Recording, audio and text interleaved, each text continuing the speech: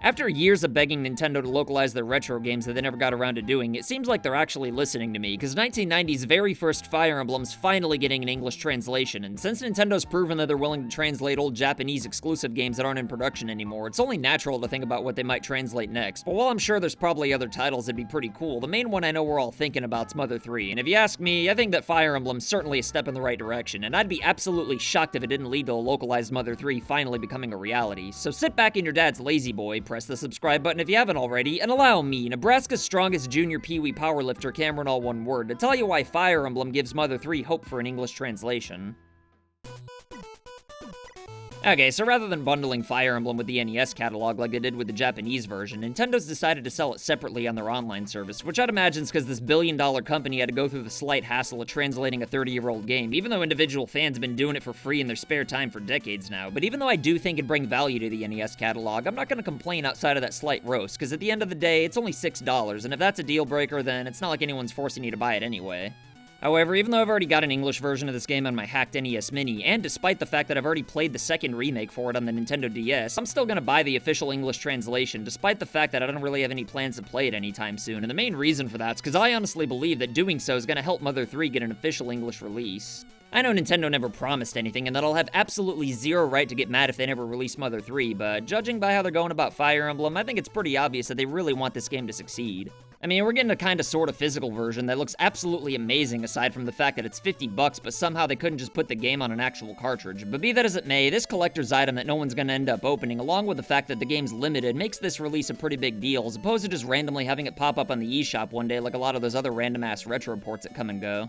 And since Nintendo's setting this game up for success in just about every way possible, I tend to believe that they're trying to make as much money off it as possible as they always do. And should this experiment prove to be a success, then I can't imagine that they wouldn't want to do it again for other games, especially one that so many people have been literally begging for non-stop like Mother 3. I mean, I think Nintendo are complete morons for limiting games like Super Mario 3D All-Stars and Super Mario 35, because while it may lead to a few more sales in the short term, I think they're just losing more money in the long run, since most people would have kept playing Super Mario 35, and Super Mario 3D All-Stars would have probably been on the sales charts until the Switch itself died. But in the case of the original Fire Emblem game, I kinda think that limiting it might possibly lead to more sales in the long run. Don't get me wrong, I'm not saying that Nintendo should limit this or any other game for that matter, but unlike 3D All-Stars, I don't really think that many people actually want to play this game all that bad.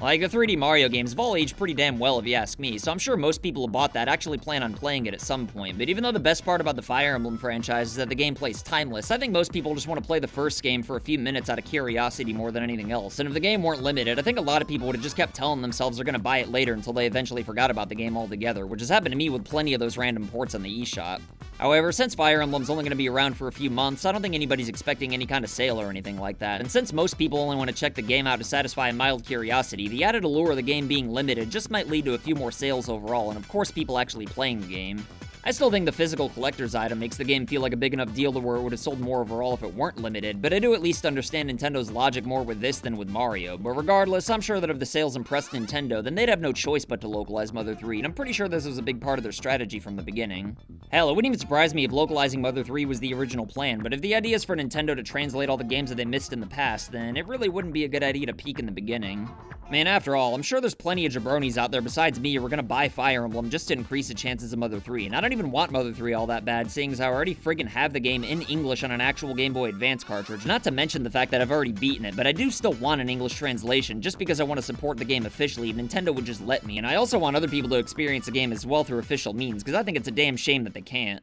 I know there's a few things in Mother 3 that people might pretend to be offended by in the modern day, but people also pretended they were offended over Mario wearing a sombrero, so if I were Nintendo, I wouldn't worry about that one bit, since nothing in Mother 3 is actually even mean or offensive. And I'm sure a big reason for the Fire Emblem translation in the first place is probably for Nintendo to soften the blow of not having any original Switch games out this year, partially due to the pandemic throwing a monkey wrench into the game development. But regardless of whether this is planned long in advance or thrown together on the fly, I'm still convinced that Nintendo's gonna keep translating and re-releasing older games to English audiences if this one proves to be successful. And look, given how many other Fire Emblem games there are, Mother 3 might not be the very next one to be translated, and it wouldn't even surprise me if Nintendo gave Earthbound Beginnings the very same treatment rather than just putting it onto the NES library, even though they translated that game a long time ago.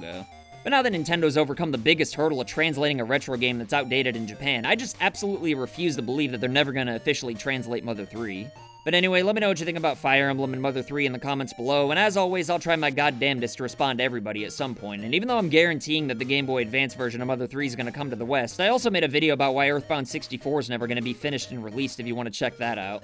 But let me tell you, if there's two people who Nintendo really ought to localize, then it would definitely be today's patrons of the day, Buffalo from Utah and Brubs Dubs. If you want to be badasses like these two, then consider supporting FU Game Crew on Patreon for loot boxes and silly rewards in the mail. Send pictures or videos of you rocking merch if you want to make cameos in my videos, and follow me on Twitch if you ever want to hang out whenever I play video games sometimes. My name's Cameron, all one word, and I'll see you next time.